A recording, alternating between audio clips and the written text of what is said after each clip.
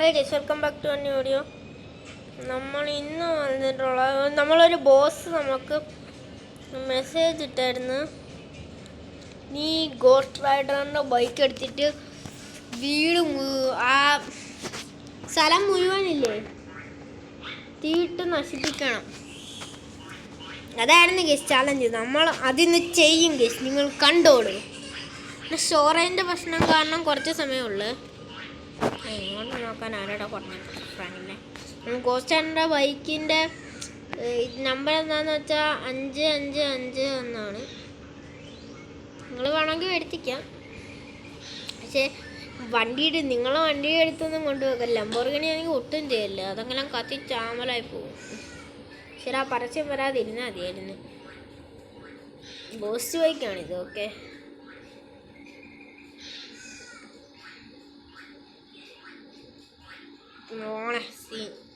ഞാൻ ഈ ചില 10 കാരണം നമ്മളെ അല്ലാത്ത വേറെവരുടെ 10 കാരണം, അപ്പം ഇപ്പുറത്തെ സൈഡിലുള്ള 10 കാരണം 20 കാരണം കൊല്ലണം കേസ്. അതാണ് നമ്മളെ മിഷൻ. പക്ഷേ സ്റ്റോറേജിൻ്റെ പ്രശ്നം കാരണം നമ്മൾ ഓസിനടുത്ത് കെഞ്ചി അപേക്ഷിക്കും.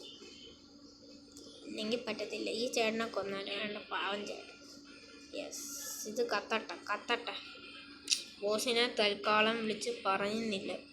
ബോസ് എപ്പോഴും ഞാൻ ഇത് ചോദിക്കുന്നതുകൊണ്ട് പൈസ കൂടുതൽ എടുത്തില്ലോ. ആദ്യമായിട്ട് 1 ലക്ഷം രൂപ എടുത്ത് തന്നായിരുന്നു. ഓർഡർ ഇവിടെ പെട്ട് ഗ്ലിച്ചായിപ്പോയി. ഗോസ് ബൈക്ക് എടുത്തിന് പോട്ടെ. ഗോസ് ബൈക്കും കിടന്ന് നിന്ന് വെക്കുന്നു.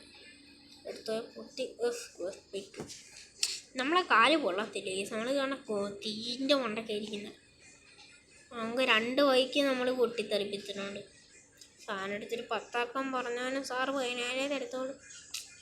നമ്മൾക്ക് 1 ലക്ഷം 20 ലക്ഷമല്ല 10 ലക്ഷം വേണമെങ്കിൽ ചെയ്യണം. ബോസിന് ക്രൂരമായ കാര്യങ്ങൾ ചെയ്യുന്നുണ്ട്. ഇനി ബോസ് ഇവിടുന്ന് നാട് വിട്ടായിരുന്നു. കാരണം മിസ്റ്റർ മീറ്റ് ബോസിനെ കൊല്ലുമെന്ന് പറഞ്ഞ്. ബോസിൻ്റെ ജീവൻ കൊടുത്താലേ അവർക്കൊരു ഇതുണ്ട്. 2 ഭാര്യയാണ് ബോസിന്.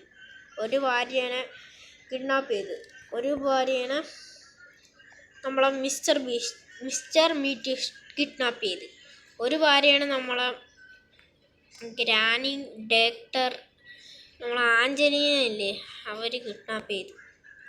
അവരെ രക്ഷിക്കണമെന്നും പറഞ്ഞു, ഇല്ലെങ്കിൽ താങ്കളുടെ ജീവൻ കൊടുക്കണമെന്നും പറഞ്ഞു. പൊട്ടി അത് കത്തി.